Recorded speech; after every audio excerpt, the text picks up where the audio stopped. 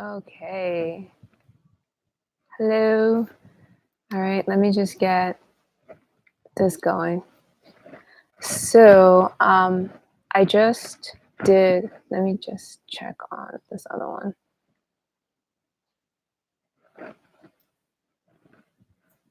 Thanks for coming back. I hope you won't be disappointed.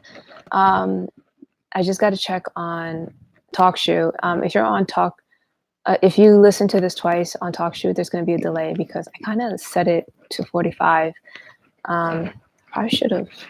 I thought it was going to take me 5 minutes to log on again, but I'm not. I'm going to try to make this short because I feel like I've taken enough time and stuff. And I mean, to some point, I hope it's worth it. Sometimes when you explain things, I don't know. It's just, well, we watched a movie. We watched like a whole movie and everything. So it took a while because I had to make commentaries on the movie and everything. So the video was kind of long. So I'm hoping to get that all done. So I'm going to bring up the video I'm going to show. So that way I can get that going for you. Where is this? Conclusion.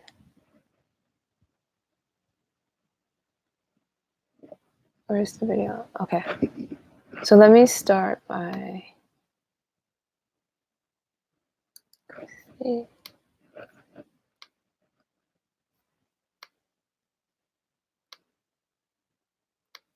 Okay, I'm just getting up the video so I could play it.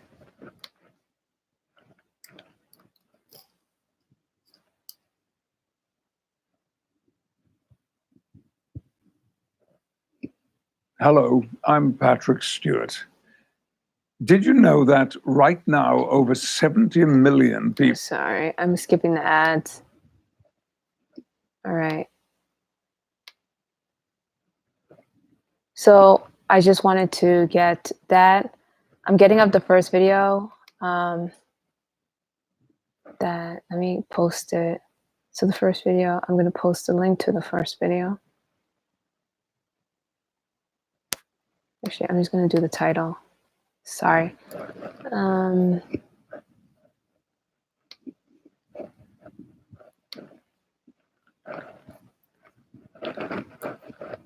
What I need to do is find a way to like have do this more better, do this more efficiently. So what I did on TalkShoe was I scheduled the talk for 9:45 because for some strange reason I thought it was going to be 5 minutes to get everything up, but of course it's not 5 minutes. All right, so I'm getting up on TalkShoe. You are joining the online studio. You are unmuted and can speak with the host. Okay, so as you can hear, I am on TalkShoe. So TalkShoe, I'm gonna watch video. I'm gonna show videos to follow up on what the movie, and hopefully this will help bring it back together.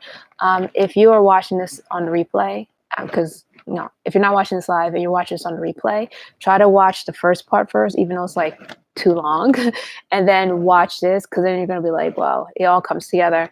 So without further ado, here's the first video. That I muted because of the commercials.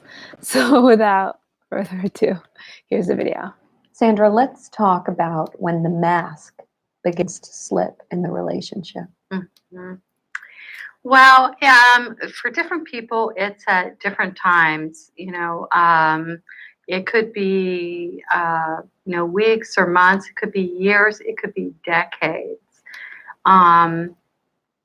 Into the relationship. I mean, part of psychopathy, Dr. Robert Hare, the world's leading expert, calls it a disorder of social hiding, meaning they hide their disorder well.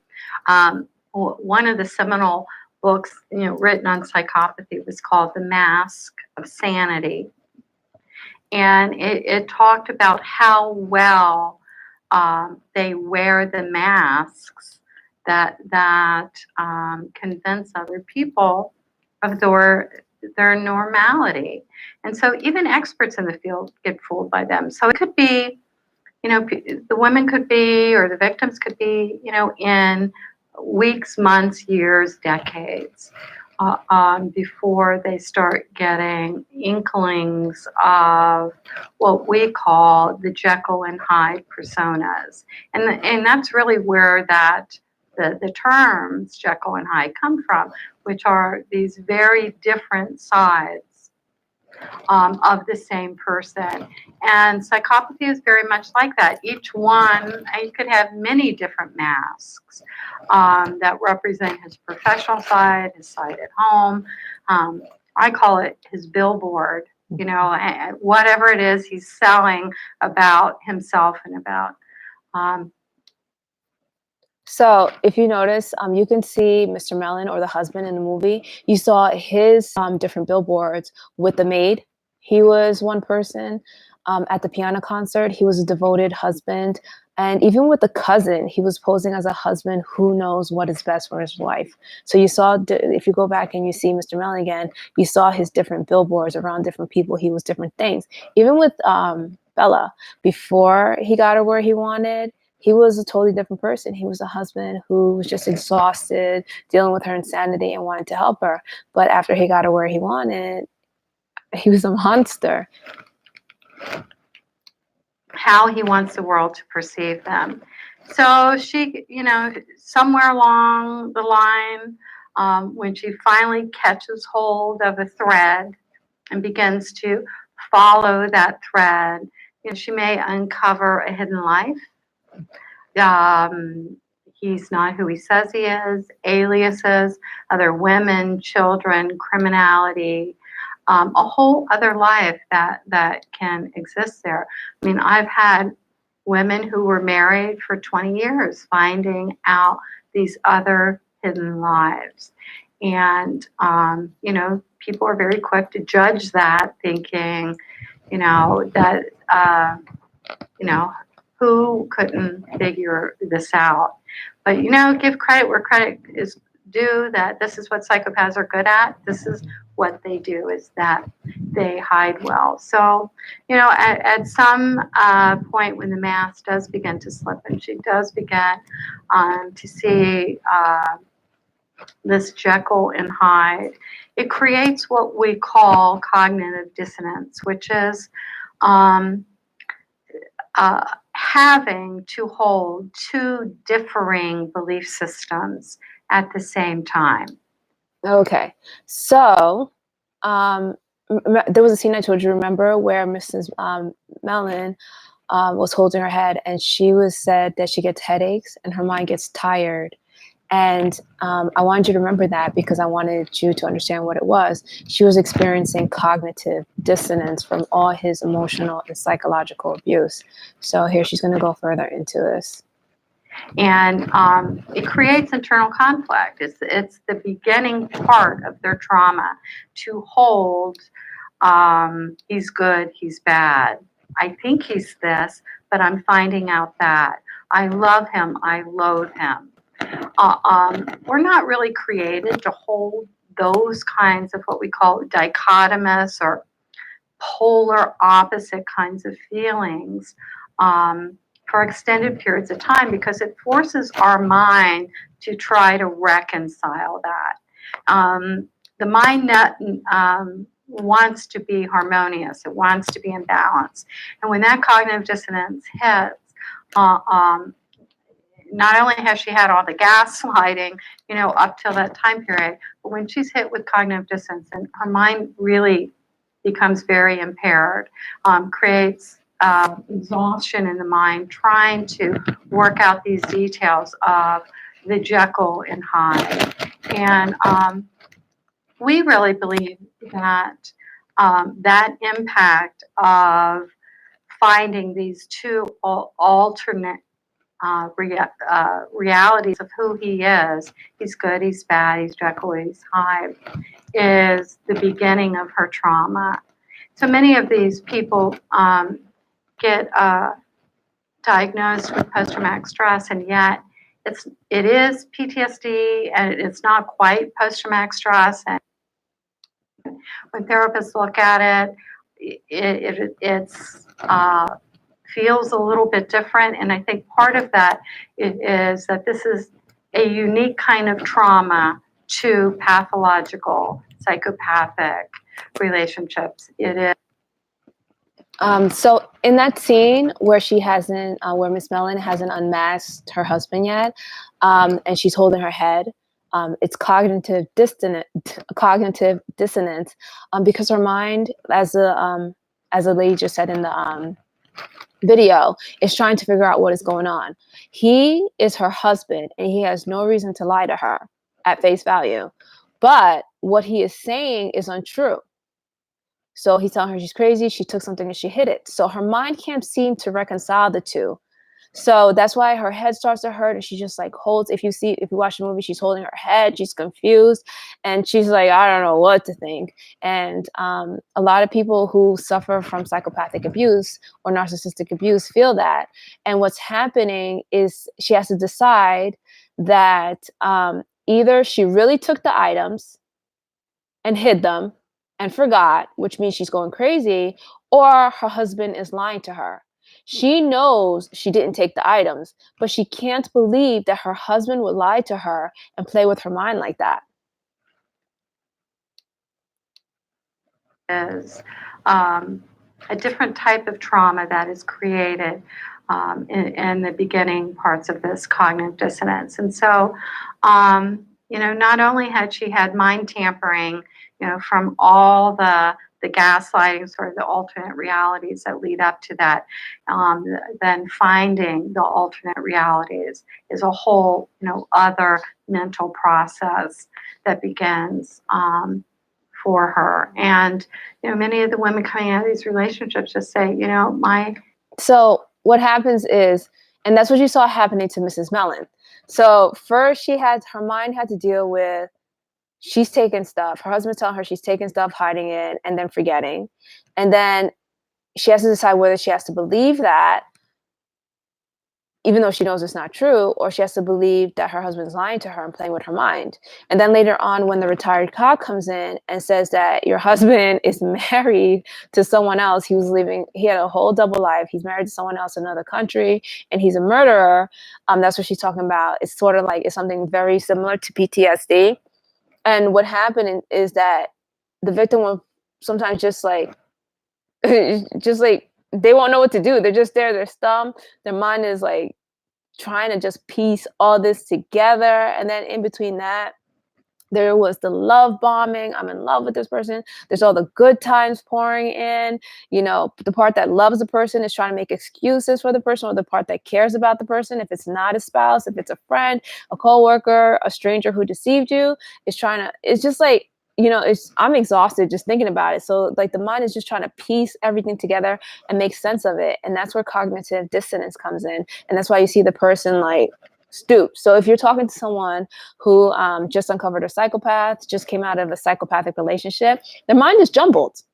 And that's because the mind is trying to reconcile everything, work everything out, and just make sense of it. I mean, this person was being conditioned to think that what they saw wasn't real and that there was another reality. And now the person who's been telling them what's real and shaping the reality is gone. And that person is now a bad person. It's just like, ugh. So if you're coming out of psychopathic narcissistic abuse, TIs, you might find that your mind is just like, sometimes you just feel like, I don't know what the heck is going on. You want to lay in bed all day. It's because you're experiencing cognitive dissonance. You're trying to make sense of everything. And this happens especially in the beginning. You find yourself just exhausted all the time because you see all this stuff in the beginning when a TI doesn't know what's going on. You just feel like mentally exhausted and physically exhausted because you can't figure out what's happening to you. Like even I, knowing what's going on for the most part, and seeing this for what it is for the most part, as much as I can with the information I have, it's still hard to wrap my mind around. Like sometimes I have to sit here and say, whoa, this is real. This is real, because it's like a movie. It's like a horror film. It's like a sci-fi horror film. And you just cannot believe that this is happening, especially with electronic harassment, which I'm still working on because, that still makes TI seem crazy because it still needs to be proven. You're going to experience that cognitive dissonance. You're going to experience that mental fatigue. You're going to just be exhausted because you're trying to put the pieces together and figure out what's happening. And in TI situation, there's still a lot of missing pieces and stuff. So I don't know how you're going to work that out, but if you are experiencing it, I just want to make you more aware of what you're experiencing, what's called, it has a name. It is part of the process. Well, it can be part of the process of what you're going through. And maybe that will help you figure out ways to like cope. And then back to her, sorry. Oh no, it froze on me. Let's see. Brain is like scrambled eggs. Okay. Says that begins for her. And, many of the women coming out of these relationships just say, my brain is like scrambled eggs, that I don't know what's real. I can't, can't sleep, can't think, can't function. And so these previously high functioning women can become very debilitated through that. So once the mask starts slipping, is the onset of her trauma. Being the good psychopath that he is, he'll jump in there with more gaslighting. You didn't see what you saw. You didn't hear what you heard. That's not what happened. Get in there and try to alter the reality some more. Sometimes that'll carry on. He will be able to get in there with her again. Sometimes it's the beginning, of the end. This could apply to guys too. And then as they move into sort of the, With a psychopathic the ending female. of the relationship, some of the psychopaths will bail very quickly. Once the game's over, once they're exposed, women have been shocked who have been married 20 or 25 years and they're gone. They're out of there that quick. As soon as game's up, a lot of them will move on. Others like that challenge. It's sort of the beginning again of can I get in there again and alter the reality even more. But as the relationship, begins to end, is the rise of the symptoms that are going to need management. And this is when, Sandra, tragedy can happen because some of these women will not escape from the psychopaths. Right. Well, these are the people who, have the impulse control problems that we fear most in people. These are the people that kill. These are the people that injure. Not all psychopaths, will be violent in a physical sense, but many of them are.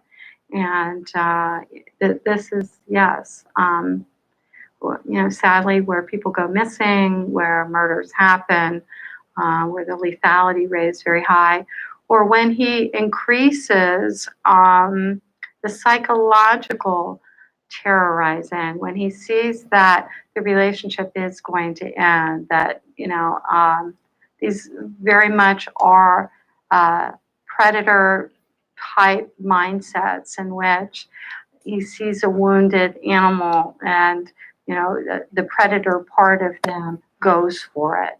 Instead of walking away, some of them will jump further. Some get bored and leave if they're lucky, if the women are lucky. All right. So that's why I keep telling you, these people are killers. Okay. Whether she's talking about psychopath in the general population, the textbook psychopath, the psychopaths that psychiatrists already know and acknowledge exists. Okay. So even professionals know they are killers. They can kill. And for TIs, TIs are dealing with extreme psychopaths, basic at a basic level. the beast or the gang stalkers are psychopaths at the textbook psychopath at a basic level, but there's an extreme to it because something else is going on here. It seems like somehow they've seemed to organized and got a group together, and they've been basking in their psychopathy, and it's gotten more extreme.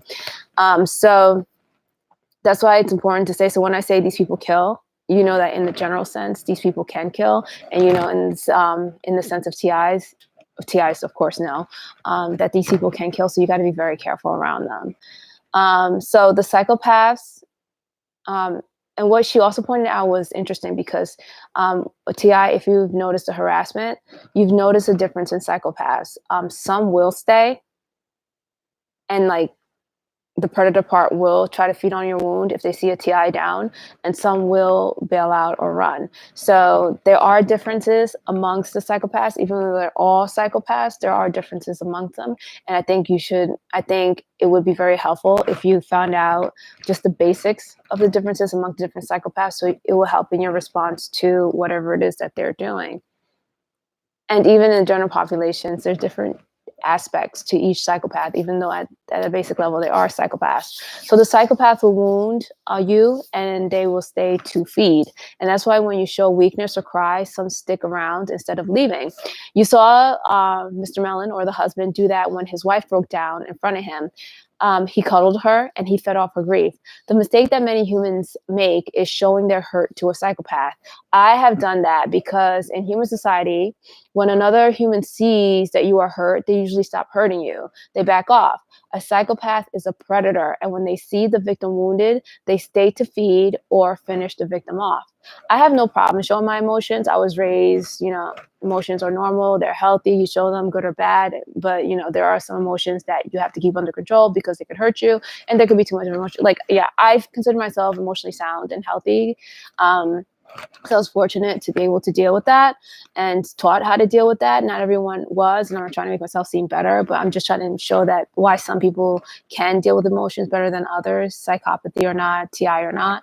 And I'm also trying to point out that you need to learn how to manage your emotions, but TI might be difficult at this stage. So if you try to manage your emotions at this stage and you find that you're having difficulty, I think don't blame yourself too much because you are going through a lot. You might be experiencing cognitive dissonance. There's also a lot of factors that fall into it. So it might be hard at this point for a TI to like try to manage emotions, get in touch with your emotions and feel them, only because of the situation that you're in. I'm not trying to tell you not to stop. I'm just telling you this so that if you try and it gets frustrating, don't beat yourself up on it. There's other factors affecting your progress or your ability to actually explore that part of you or explore your emotions. So I have no problem showing my emotions, and I have no shame in crying in front of anyone, even someone who hurts me, because crying to me is normal and healthy. I still believe that, but now that I'm more aware of psychopaths and their predatory nature, I hold my tears until I'm in a safe place to cry. As you will see, most psychopaths go for that cry for help. They want to make you cry because for them, that is a breaking point. That is a sign of a wound. While they may stop, they're only stopping to feed, which means that they are just killing you softly. So they might go from a physical attack to a psychological attack. If there's no physical attack, they might go from a psychological attack to an emotional attack. You know, and Mr. Mellon did that a lot. Mr. Mellon never hit Mrs. Mellon in the movie, but he did a lot of like, he would go from the psychological to the emotional to the psychological. So it's like just a back and forth. You know, he used whatever was best for him. His primary method was psychological, but he kind of used emotional to either, and it's funny because he either used emotional to tone down his abuse, or sometimes he used it to heighten it. So it was interesting to watch like him use that. So okay, while they stop only to feed, which means that they're just killing you softly instead of a full-on attack. Sometimes, like when he went after her, you're repulsive, you're gonna die in the nut house and all that stuff. You know, he was like, that was a full-on attack. So other times they will go for the full-on attack after you cry to finish you off in whatever way they think finishing you off is. And in the case of the movie, finishing her off was having her see the doctors and having her taken off to the psych ward and not necessarily killing her. So what I'm doing, and I read this before by accident in the other video, and I told you you're going to hear it again. So what I'm trying to I'm trying to help you become more aware of psychopaths, whether or not you are a TI, because psychopaths are a problem for anyone. You may not have a network of psychopaths stalking you, but you may be dating one, you may be friends with one, or working alongside one. One may live next door. One may be in the family. One might have married into the family. Who knows? Even if it's not like a full-on campaign against you, like TIs are experiencing, you're still in danger, TI or not. Don't be a sitting duck to a psychopath. It would not be fair. Oh, you know what? I did it again. So hold that thought. I got to finish this video. And others, it's becoming part of a very predatory continued hunt. Okay. Hello, I'm Patrick Stewart. Oh, I can't stand these commercials. Did you know that right now over 7? All right. So basically in that video, you can watch it again in entirety without me stopping and commenting. So it's either they're going to stop when you unmask them, or they're going to continue hunting. So like I said, I think it's only fair that I let you know, because sometimes, like, if someone watches the previous video and they're starting to unmask psychopaths and they're learning more and they're starting to see the signs and stuff and they're convinced, it could be a very dangerous situation. So I'm kind of like, these next two, like these videos I'm showing you now, are kind of like showing you what could happen, and what to expect, or some of the things to expect, because I can't tell you everything to expect. So it wouldn't be fair if I didn't let you know what to do or what could happen after you unmask a psychopath, which is what I just said. So here's another video about that. Let me get it up and then I'll give you the link. After this, I'm going to also put these links to these videos in the description box so that you can go and see them. And I can't say I'm going to get to it right away, but I will do the little, remember I told you you can watch the video again, and I will go back and write where my commentary is so you can skip to that part if you are interested in doing that. So here's the next video.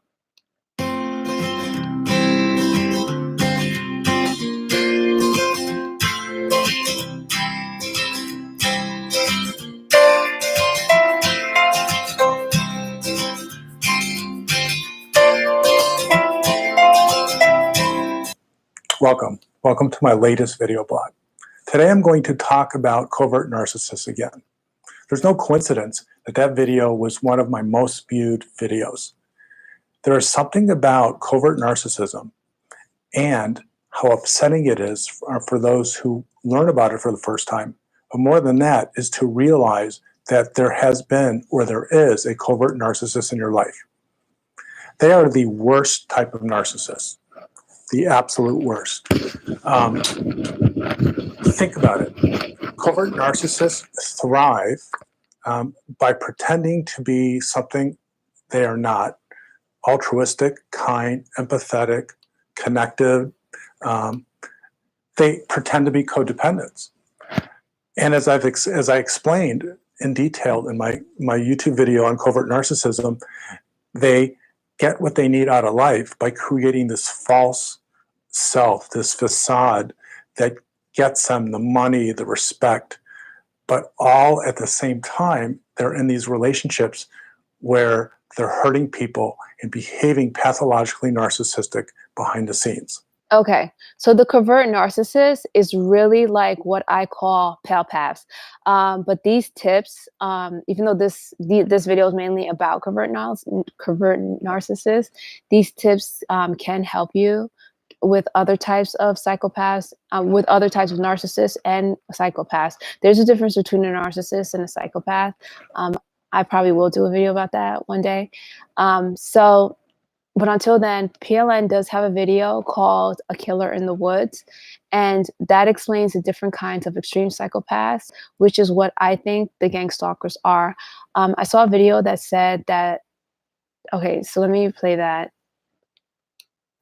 again, and then I'll read the other thing. But what I want to talk about today is what to do when you find yourself in a relationship with a covert narcissist.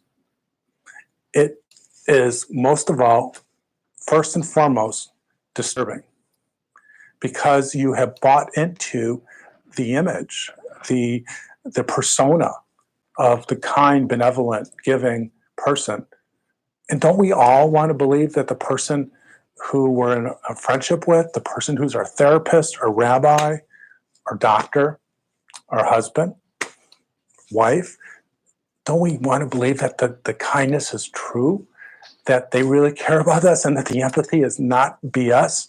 But when that facade comes crumbling down, it leaves us with a gaping hole of wonder. What the hell happened to us? How could we have been so Recording foolish? started. The first thing I want to say to all of my YouTube viewers, if you are a victim of a covert narcissist, please don't be so hard on yourself. They thrive on being able to fool. They thrive on being able to deceive. Not because they're sociopaths or liars, but because they can't get what they want if the world knows who they really are. So my advice is, don't beat yourself up. What I teach my clients and those who come to my seminars or watch my videos is that in self-love deficit disorder, or a new name for codependency, is that the narcissists thrive and survive on our bad self-esteem. So the worst thing you can do when you uncover a covert narcissist is to beat yourself up and to think that you are stupid, and you fell for it, and to just ridicule and drag yourself across the coals.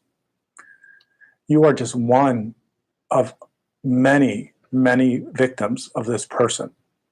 The second thing I recommend is to calm down. When you uncover the covert narcissist's real motives, and you finally understand that what you see is not what really is, if you uncover it and you bring it to light, especially in public, they have everything to gain by making you look bad, making you look irrational, Like Mr. by Mellon? making you look mentally ill, or just to intimidate you and berate you until you actually recoil. So Mr. Mellon had everything to gain, because if he could get his wife committed, he gets to keep her money, and then he gets to live the bachelor life that he wants. So And admit to them that you were wrong. So let me repeat it, is to not call them out, especially in public, because there's too much at stake for them to lose that audience, that group of people, that job that supply them not only their narcissistic riches or narcissistic rewards, but sometimes a job. The third piece of advice: once you discover that your loved one or someone with whom you are in a relationship that is a covert narcissist, you're not going to call them out. You are going to decide on a way to exit the relationship, a way to terminate the relationship without an obvious confrontation. okay, so I saw a video that said that the psychopaths and narcissists often use silent treatment or ghost their victims. So maybe you can, if you're in a relationship like that, and this is for the audience, or maybe a TI who dated and ended up with a psychopath, maybe you can use the ghosting, the psychopaths or the narcissists ghosting and silent treatment. Maybe you can use that to start getting out of the situation or make an exit plan. What if you made them think that they initiated the end of the relationship or interactions? That might make it easier for you, because they're gonna be like, oh, well, I was the one who ghosted her, or I was the one who gave her silent treatment and it ended. But don't let them think that you're outsmarting them, because this will start a whole competitive process. The way a psychopath, they're just sick people. Everything is a competition. Everything is win or lose for them. So if you even hint that, okay, I use this to get out of the situation, they'll be right back, because they got to beat you to, for whatever reason. I have some theories based on going subliminal of why they feel like this, and why it's such kind of like a life or death, or they have to get revenge or get something on you and stuff. It's part of from going subliminal. It's the way that their world is and their psychopathic culture. I'm not even gonna go into it, because it's like a whole I can make a whole video on that, and let's just stick to the topic. come up with an exit plan. Make this exit plan carefully thought through and carefully executed. If the covert narcissist discovers your exit plan, say it is to terminate the relationship, say it is to break up the relationship, is to seek a divorce, and you decide to call them out, to pull the mask off, they are smart enough, manipulative enough, and they have too much to lose not to discredit you and turn it around back to you. And remember, as most of my viewers know, because my videos resonate for codependent audiences or those who are in recovery, remember, it's just not what we do well. We are not good at holding our ground and setting boundaries with manipulative narcissists. So the next step is to create a boundary of protection around you. Because just by the mere fact that you have created an exit plan and you have executed the exit plan, that in itself will get the covert narcissist nervous. Just like Mr. Mellon got nervous. They're smart enough to know that if you are not part of their followers, you are not part of the audience that loves them, that craves what they have to give, and you back off, get cold, set even the most minor of boundaries, they're going to know something is wrong. And again, have a lot of reason, have a lot at stake to turn the situation around on you, to make you look bad, to restore them to their covert narcissist facade. The next step is to understand how passive-aggressive covert narcissists are. And I cannot say this more, I cannot emphasize this enough. When you find out that someone is a covert narcissist, you uncover them, they're probably going to find out because, you know, we're human. As I say, you're probably not going to win if you take them on directly, because they're smart enough, manipulative enough, and they have legions of followers who believe in this image of perfection and kindness and love.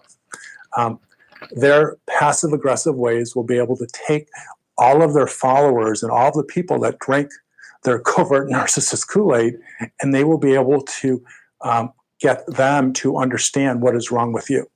Okay. So, in the Gaslight movie, Mr. Mellon, the husband, got the general public and the maids to take his side, and he was ready to take down his wife, probably using them as witnesses. And that's just to kind of illustrate what this guy is saying here. In a way, we call this projection. You, the threat, who knows exactly who they really are, who can expose them, who calls them out, they have everything to gain by making you look bad. And because they're covert narcissists, they don't do anything direct. There's no direct aggression. There's no direct confrontation. It's passive-aggressive reactions. The retaliation is manipulative, sometimes hidden in what seems obviously kind, benevolent, and even appreciative actions. So that's what I was telling you when I was trying to describe Mr. Mellon. Like after she mentioned the letter and how upset he was, he just went for her, like humiliating her. He played with her emotions. He love bombed her. Then he took her out, humiliated her in public. You know, so it's just like and it was all hidden. It was all hidden. You know, and Miss Mellon didn't know what hit her. So this is what I was saying about it's real. Even though that was a fictional movie, a lot of things that they were talking about is like a textbook psychopath material. And then, but when the passive-aggressive covert narcissist is going to fight you back, and they're doing it, as I said, behind the scenes, they have to do it in a way that protects their image and their facade. So they don't. So I mean, that's like the best statement, because it's like you wonder, well, why are they hiding? Why are they doing this in a deceptive way? And he just said it. They need to protect their image. They need to always look like the good person. They need to always look like they're not at fault. And that's why they go about it in such a sneaky manner.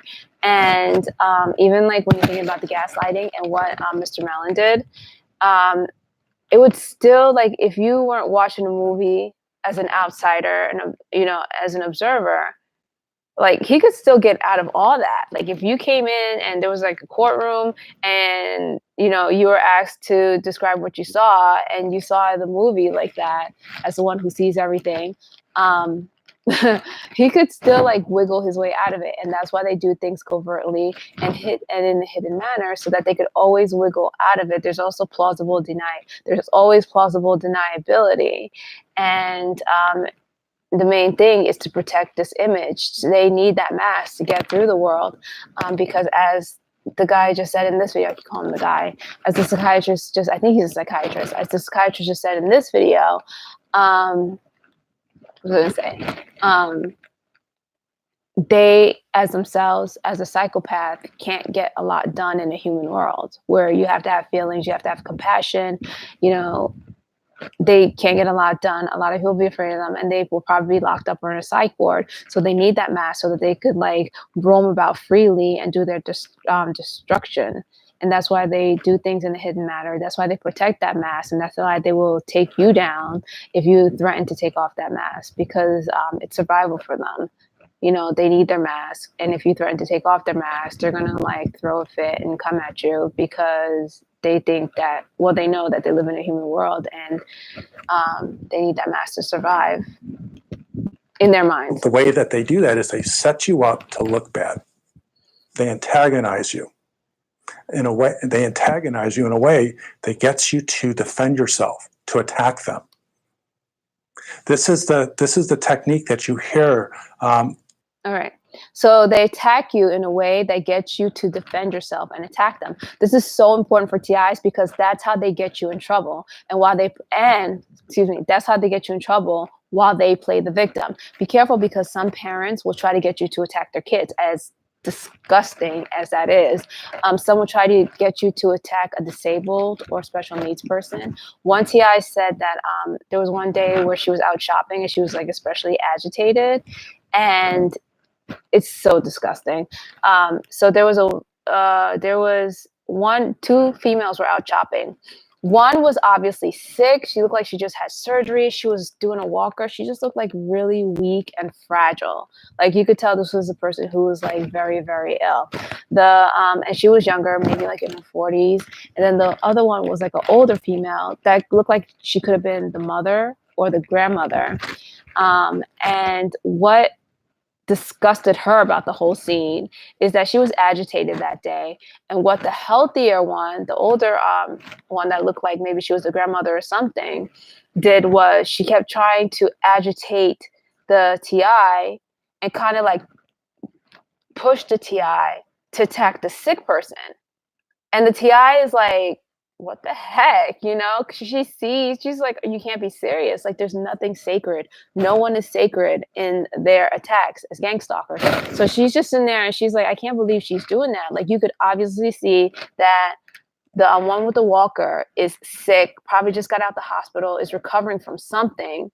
And you, as the healthy one, you're trying to get me to attack her. You're sick in the head. She was like, the whole plan backfired because she was just so disgusted that she was just like, I'm getting away from this. She was disgusted with the healthier, older female for doing that to the younger one. And the thing that broke her heart was that the one that was sick, she kind of knew what was going on, and she was like backing away. Like, she said it was such a sad scene. Like, so she was like, the one who was sick kind of knew what was happening, and she didn't want to get attacked because she's sick, you know. And here is like a mad, angry TI or agitated TI, and then there is your healthy grandmother or whatever, and your healthy grandmother is trying to get this agitated person to yell and scream at you, and you're probably recovering from something. You're fragile, and it's obvious that you're fragile. Like, what the heck? So the unhealthy one was kind of like recoiling and trying to like not be put in the front lines, and then the healthier one was like trying to push the TI to attack the, sick one. And she was like, this is some sick crap. And at that point, like she was just too disgusted with the whole scene. And she just like left. And I'm telling you that because they will deflect that. Like parents, when T.I. mentioned that she was mad one time shopping, and she was like, she was in a rush, so she had a shopping cart, and I think she bumped into a few things. So what some psychopath parent did, put their kids, and put their like, he must have been like 7-year-old boy dressed in red in front of her so that she could bump into him. That's some sick crap. Like, why would you do that? And she was like, what broke her heart, even though like you have to be careful, like these kids will hurt you. Don't go near them, don't go around them, don't treat them like, you got to be careful because they're trained, the parents are raising them. They have psychopathic parents who are raising them a certain way. So you got to be careful around these psychopathic kids. But what kind of like disgusted her about the whole scene was that the kid was obviously scared. The kid was obviously scared. The kid knew something was going to go on if the TI like went off, and that the kid knew that, he or she might have gotten hurt. And she saw that and she was like, what kind of sick parent would send their kids out like that? And the parent was nowhere to be found. Like they just put the kid there right in front of her, hoping that she will run into the kid.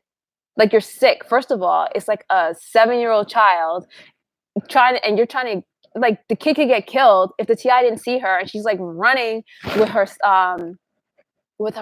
and they've done this to toddlers. They've done this, like they put toddlers in like in the car in front of the TI, and it's just like, are you out of your mind? Why would you put a child in harm's way like that when you know this child could get severely hurt because you can't see the child while you're pushing your cart and stuff? That's the sick crap that goes in this, and that's why I call them disgusting. Nothing is sacred with these people. They will put any and everyone out there.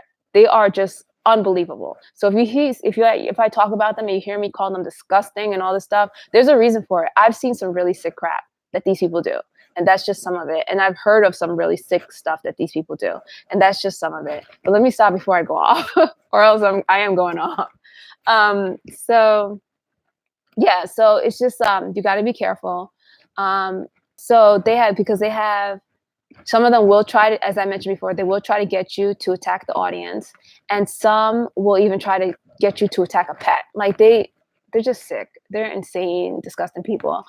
They have all kinds of they have all kinds of tactics. And what you as a TI or you as an audience member, if you're dealing with a psychopath, because this does apply to your textbook psychopath, non-gang stalker, you have to remain calm and just try to figure out as much as possible and in enough time to defend yourself about with what's happening. And defending yourself doesn't mean like you got to fight. It's just like you got to survive. You don't fight, you don't play the game. You just got to like figure out what you can do to keep yourself safe and survive until exposure. Not so healthy psychotherapists use. Okay, where they this is important. They antagonize you.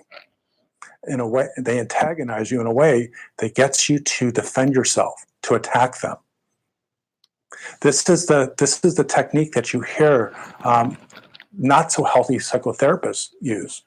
They use their psychotherapy superiority to defend themselves and to turn you against yourself, and to through a fancy use of words and dysfunctional analysis is to protect themselves by being the person that suggests you really are the problem and not them. There's many words for this, but it's many people consider this mind manipulation. The last thing I want to say about how to deal with covert narcissists. All right, so I thought that was important because I made a comment in previous videos about how some in the mental health field behave unprofessionally and go as far as to diagnose a person without an interview. This kind of explains what I was trying to say. And the next video is about a TI who talks about her experience with an unprofessional mental health worker. It's also to show that it is okay to doubt the mental health professionals that have appeared in the media practically calling all TIs crazy. So, I did say that you can't diagnose a person without an interview. And, a lot of people, so I have called a group of people who I have not personally interviewed psychopaths. Am I a hypocrite? No. because I'm giving the observations on, because I'm giving the observations of an ongoing research. I am not diagnosing the beast. I'm noting on their behavior and offering theories based on that. Mental health workers who want to call TI schizophrenics or mentally ill have the opportunity to interview TIs, though many of them don't. I, on the other hand, can't interview the beast because gang stalking is still considered a conspiracy theory and the gang stalkers supposedly don't exist. So interviewing people who supposedly don't exist or who are operating under the radar is not an option for me. So I have to make theories based on observations. Is to understand the degree of danger involved. I know personally that every time I've called out a covert narcissist, and I think of a famous YouTube person, I think of a psychologist, a therapist, I think of a boss, I think of a friend, and it has always been a difficult uphill battle to not only survive, but to get out of it unscathed. I have to admit that I've made a lot of mistakes trying to do it the right way, which is why I'm doing this video. The wrong way was to assume that my intellect or my ability to argue a point could be as good as theirs and take them on directly. In almost every case, it resulted in this long, extended argument, whether it was through email or face-to-face. But ultimately, in almost every one of the cases, I would find out behind the scenes how much time, energy, and even money the covert narcissists expended. I've been there. Resources that they expended. Most TIs have. To not only dismiss my claims, but to make me look like the bad person. Ultimately, resurrecting their image and their reputation. So to all my YouTube viewers, do not take on a covert narcissist directly. Don't play the game. They have everything to gain by making you look bad. And their whole life story is about the manipulation of others, their perceptions, their feelings, their expectations, and to manipulate them to believe there's something they're not. So if you, no matter how right you are and how righteous you feel, want to take them on, there's a good probability you're going to lose. So cut your losses, identify their covert narcissism, come up with an exit plan, initiate it or execute it quietly without a lot of confrontation, be prepared for the battle, which is for them to passive-aggressively manipulate you and put you in a bad light to make them look like the victim and you the perpetrator, and get the hell out of the relationship. Okay.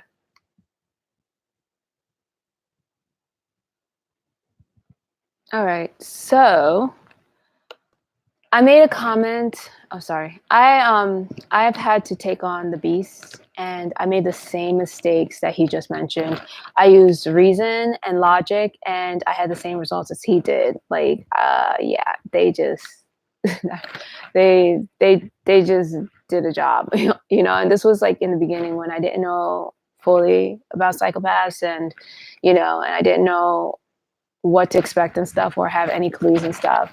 And like I said, I had the same results that he did. The psychopaths manipulated and deceived their way out of it.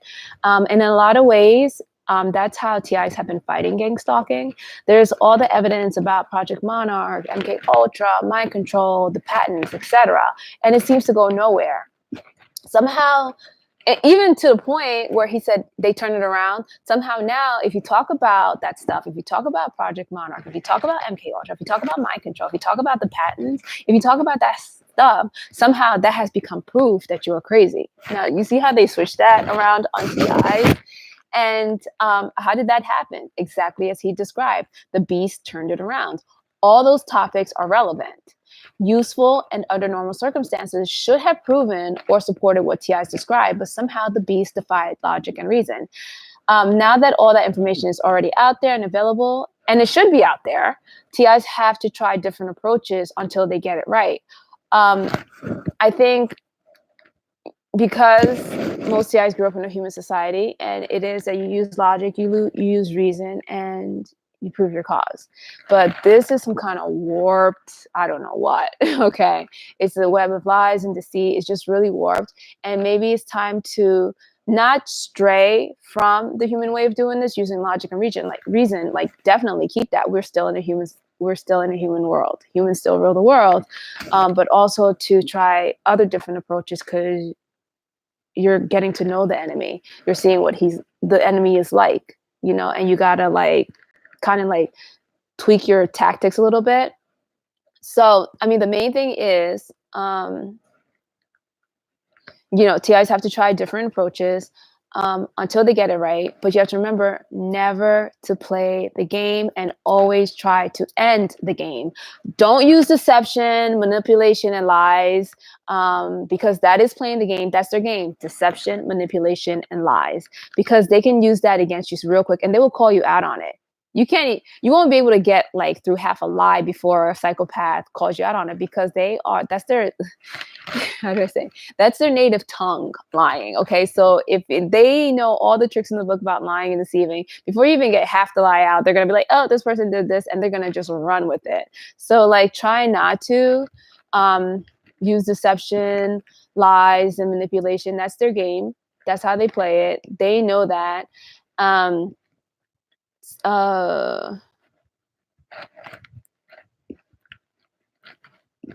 Don't try to use that. Find different tactics. And I can't give you answers.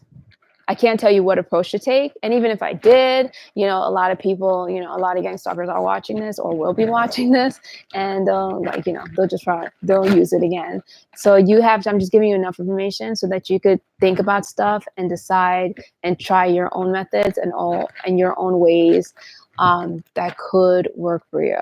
And maybe, just enough information to get you thinking about different approaches and to this gang stalking problem.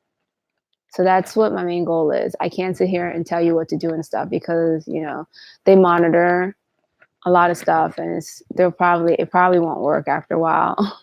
So you got to just start thinking about your own way. And then every situation is different, so one way might work for everyone or it might not. So back to the video. Don't argue with them. Don't go on a public forum. Don't try to prove your point, because that's like wrestling with a pig and hoping you won't get dirty. And by the way, pigs, as George Bernard Shaw said in a saying, pigs love to wrestle in the mud. Ultimately, to achieve self-love, which really is the goal of every codependent or person with self-love deficit disorder wants, is to disconnect from those pigs who love to wrestle with the mud.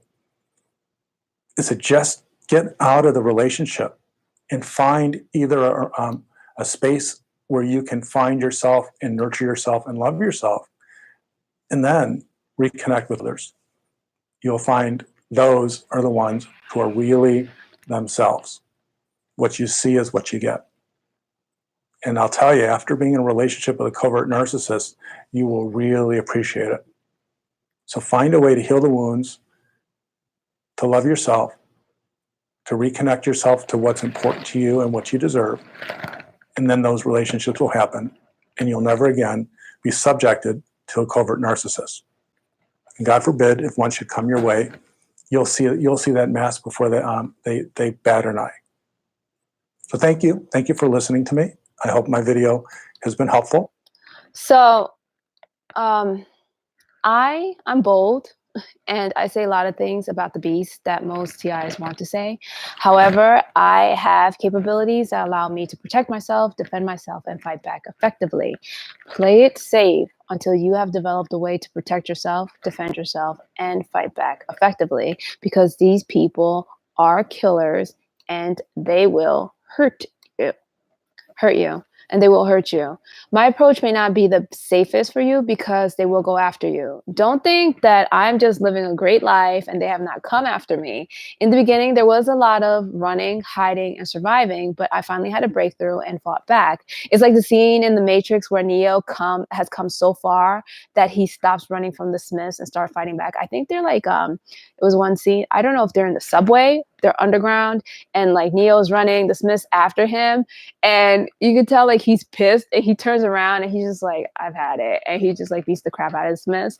Yeah, that's where I had to get to. But if you notice before then, Morpheus, the whole crew was like running. If you see a Smith, run. That's all you got to do. Don't do anything. Don't fight, run. And it's going to be like that for a while where you're just going to have to run, you know? And then hopefully as you're figuring things out for yourself, you know, maybe you will, maybe you won't, I don't know, get to the point where you can develop capabilities and effective ways of fighting back.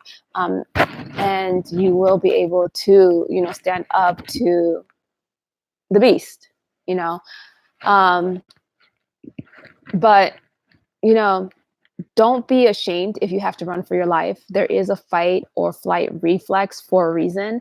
The only difference between me and TIs is that when they come after me, now I can go after them. When they bring it to me, I can bring it to them. When they break into my world, I can break into their world. That doesn't mean, and you know what? That doesn't seem to stop them from continuing to come after me. They are very stupid, egotistical, and there seems to be no off switch for this insanity. But you know what? It helps my research because I get to observe their stupidity on a continual basis. I'm getting a lot of information. Now, don't get me wrong. Don't think that I provoke them or need them to come after me. I have more than enough information to complete this research. I have more than enough information to complete this research. But since they want to continue and don't want to quit, I get to develop new experiments and in turn get more information about this psychopathic network. I don't do anything illegal. So don't model your approach after mine because I really pissed them off, but I have capabilities to deal with that. When you have more capabilities, then you could take more calculated risks. But until then, play it as safe as possible. And since there doesn't seem to be an off switch for these beasts, if you're considering starting your own research on this topic, know that it probably won't stop. They probably won't stop coming after you when you want them to, or when the research is complete. And there's a chance that the beasts will continue to come after you for a lifetime, depending on what's going on in society. Hopefully when there's exposure, I just have a feeling like when there's exposure and stuff, they're going to go into hiding. Most of them will put on that mask real tight, and then they're going to wait for another chance to start the BS again. I mean, and I have so many interesting theories on who these people are. And I think like I could see throughout history that humans have dealt with them. But it's like, that's interesting, and that goes into my research. Anyway, let me not go off topic. I'm running, like, this video is a lot longer than I thought. So I thought it was gonna be a half an hour. So the reason why I have you watch the videos with me is because I want to watch the videos with you so you're hearing what I'm hearing. Everybody's on the same page. I feel like when I talk about a video, I'm like, well, there's a point where he said this and there's a point where he said that. I just feel like it's not that there's a disconnect. I just feel like it's better if you and I watch it together, you know, rather than me send you off to watch it. And then like, I'm not there to comment on it, you know? So I know it's annoying because it makes the videos longer, but I think it's worth it. And then you could always go and watch it by yourself too. So a lot of TIs have reported being committed to a psych ward, but not a lot of TIs have posted videos on that for obvious reasons.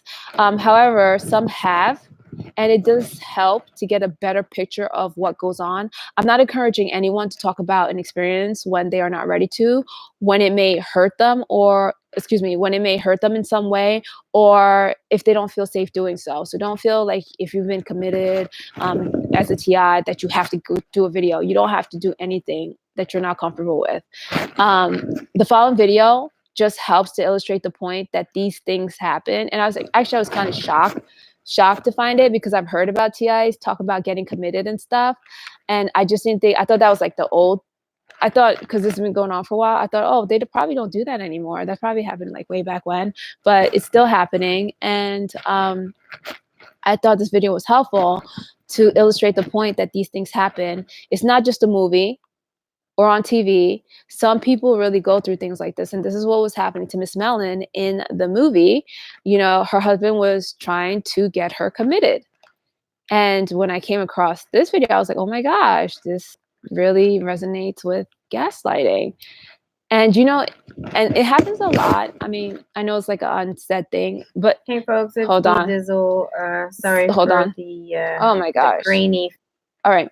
So a lot of that happens in wealthier, in a higher class. No, I shouldn't say higher class. Well, people who have more wealth. You know, you'll find that the husband or the wife, it goes both ways. I know, guys, you're hearing a lot of things directed at the husband or the partner being the male partner being the psychopath and the female being the victim. Just know that when you're dealing with a female psychopath, it can go both ways, and it's probably the same tactics, except she just uses like a lot of like sex to like calm you down and stuff, you know, and she's disgusting. But just know that these things that you're hearing about females and dealing with male psychopaths, you could still use the same thing for a male dealing with female psychopaths. And let me start the thing, 1633. And this is just sharing her experience. I don't think that's worth.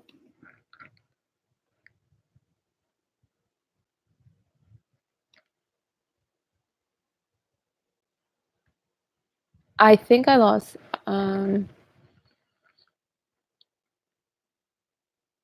Okay, I forgot where. I didn't write down where this video started. I thought I did. Oh no, here it is. Yeah, I found it. All right, let's start here. I'm not showing the whole video, and this is the last video. I'm sorry it ran on so long. Let's do 10:10. All right. On these sketchy psychiatrists that are more so in the business of getting you addicted to pills rather than rehabilitating your situation and healing you, right? Because so in my case, I had gone in thinking I had been poisoned and that my husband was attempting to murder me, and I was labeled crazy and hauled off to the psych ward. This had happened to me in the past. I had gone in for depression, and immediately there's no type of assessment. There's no in-home assessment. There's no relationship assessment. There's no, narcissist investigation of narcissistic, covert psychological abuse. Their solution is always here. Take this pill or take these two pills, one in the morning, one at night. And, and they want to put you back into a potentially harmful environment. If you're a psychologically abused victim, drugging you up and sending you back home into an unstable environment while you're, incoherent because you're, drugged off your mind, only puts you in further danger, and it only, increases your risks of becoming, suicided, murder by suicide. So, it's high time that, they look at these doctors. When I was committed recently, it was because I, came to the realization, oh my God, my husband is involved. And I was exposing it. So the doctor had me committed. She had me TDO'd, temporarily detainment order. And so the boys in blue came, put me in handcuffs and, put me in the paddy wagon. I was hauled off to the emergency room. I was put in handcuffs. I was shackled to the bench, like some criminal was put like in one of those orange, jumpsuits or whatever, and held there for hours. And then I was hauled off 2.5 hours away from my home. It was on my husband's ex-fiance's birthday. It was also Mother's Day weekend. And when I got there, the doctor tried to tell me right away, I found this very offensive. It was a male Indian doctor. He did this. He said, "You're crazy. And she's You're going like delusional. this. You're schizophrenic." That's what he did to her. I was ready to go through the roof. But I just kept telling myself, these people are trying to test me. This is all a test. They're trying to provoke, or right. I'm like, this is a joke, right? But I found that, totally inappropriate for a psychiatrist to do. And because I wouldn't accept and regurgitate his diagnosis of schizophrenic and take his drugs, he put me on the side of the ward, the dark side, I called it, where there were, criminal patients, patients who were, coming off of drug addictions, and, patients who had a history of, being violent. And the minute I got to that side of the ward, I was already threatened with violence. I was told I was going to be punched in the face for if I didn't get off the phone. And it was about to be a fight in the middle of the psych ward. I was like, "Oh, so I'll show you crazy." But I knew to just kind of keep my calm, and but I did have to kind of assert myself, right? Because it's almost like jail. It's like you can't show any signs of weakness, because they'll just kind of keep pecking at you. But again, because I refused the meds, they kept me there for the longest duration that they could, specifically 13 days, which again is also psychological warfare, because 13 ties back to my husband. So it was all like personal digs and personal attacks and psychological warfare, even as I was being, hauled off to the psych ward for psychiatric evaluation. And again, the solution is not take these drugs. They need to do an in-home evaluation. They need to try to understand what's going on, because a lot of times I didn't even realize I was a victim of psychological abuse. I didn't realize, I think a lot of people, didn't understand narcissism and narcissistic abuse. So it's kind of a good thing that there's like this, promotive information, so people understand what narcissistic abuse entails, right? Just because someone doesn't have black eyes and, bloody lip doesn't mean that that person isn't abused. It feels like, Okay. So that's that. This is an example also of a psychiatrist who is no good. As stated in the previous, there are psychiatrists who shouldn't be psychiatrists, okay? And it's important to note that psychopaths gravitate towards fields and jobs and industries that have power. Mental health and being a psychiatrist and going into psychology, that's a power field. And the reason why it's a power field is because you're learning how to mess with people's minds. You're not learning how to mess with people's minds. You're learning about how the mind works. You're learning basically with the information that you get, you could really mess somebody up in the head. And that's a lot of power. And not only is it a lot of power, but what do psychopaths do? They mess with people's heads. So it's kind of like if a psychopath is a psychiatrist,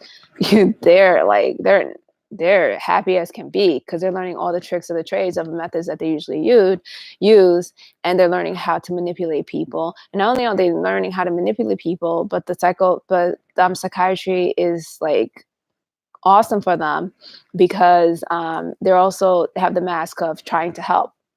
So it's like it gives them that mask of trying to help because they're a psychiatrist, and then it gives them that information they need to psychologically mess with people and manipulate and control them. I'm not trying to say that all psychiatrists are psychopaths. The ones that I just showed you weren't, and they're helping people to get out of psychopathic and narcissistic abuse. But I just once, and a lot of when the media covers targeted individuals, when they talk about gang stalking, the first thing they're going to do is they're going to call in a psychiatrist. And I will tell you right now, a psychiatrist who is part of this network will be more than happy to be interviewed and tell you what he thinks of the whole TI gang stalking movement. and they're going to have that cover of being a psychiatrist, psychologist, or in the mental health field. And they know that they could tell you these TIs are crazy. They don't know what they're talking about. They're suffering from this. And that gives them that clout, that status. So they will be more than happy to interview you. I'm not saying that, I mean, to be interviewed and say these things. I'm not saying that all who have been interviewed or say these things are part of this, but I'm just saying to the media, don't be duped into thinking that this is the end all be all and that's how you shut the TI community up, because that's not a fair assessment, especially when you're not aware of the tricks and tactics and all that's going on. So in that case, I don't think it's wrong. I think it's okay. I think that in that case, I think that it would be okay to take what you hear from a psychiatrist talking about the TI movement or gang stalking with a grain of salt. And by all means, I understand why the general public will believe them, because it all does sound a little bit crazy. I do not, I'm not trying to say it doesn't, but I don't think that, I don't think that the psychiatrist or the mental health professional's word should just shut down a TI and shut down the community and shut down the argument and shut down the discussion, because that's what it usually does. Okay, this person said this is that is happening. You bring in a psychiatrist. This person's schizophrenic, suffering from delusional. Oh, it's the internet. The internet's helping these people get together and spread this insanity and stuff, and it shuts down because here you have a mental health professional who's been practicing for so and so amount of years and knows all about this, and that's what it's meant to do. TIs are crazy. Don't listen to them. We have several strings here to confirm that. No, that's not fair. At least look into it. I'm not trying to say you have to believe the TI community. I'm just trying to say don't shut it down based on what a psychiatrist or shrink says, especially those who have not interviewed or looked into the issues.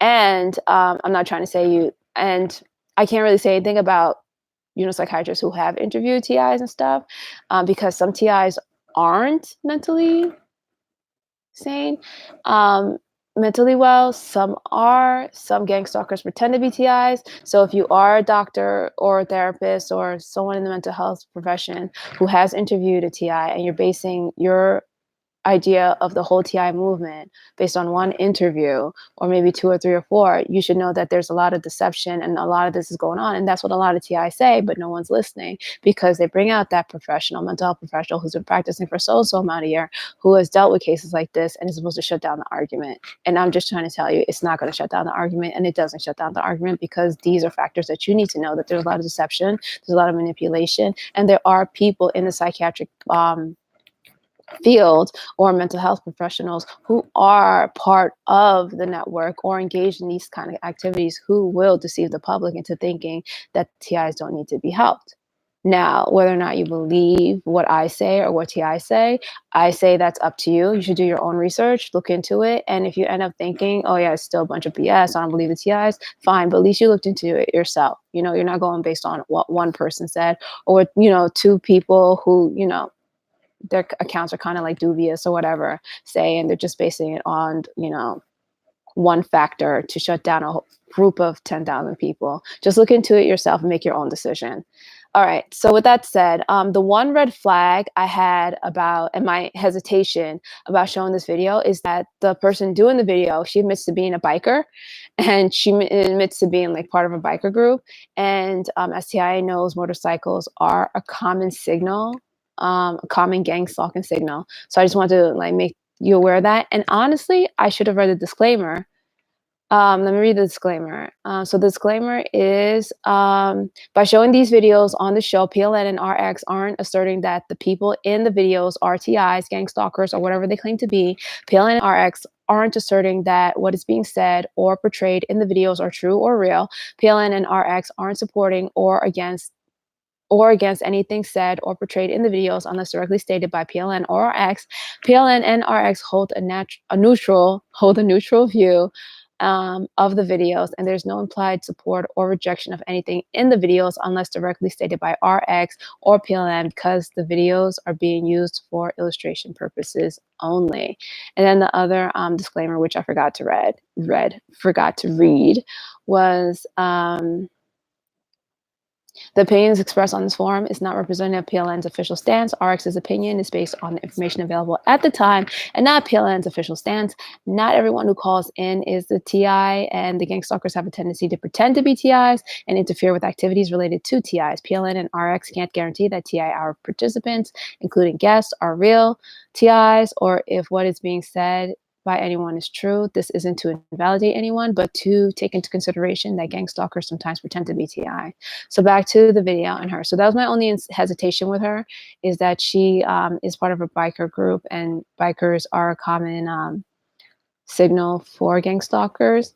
And with that said, trying to find my place again. I'm not saying that she is or she isn't a real TI. I don't know. Besides all that, so that's not what I'm arguing.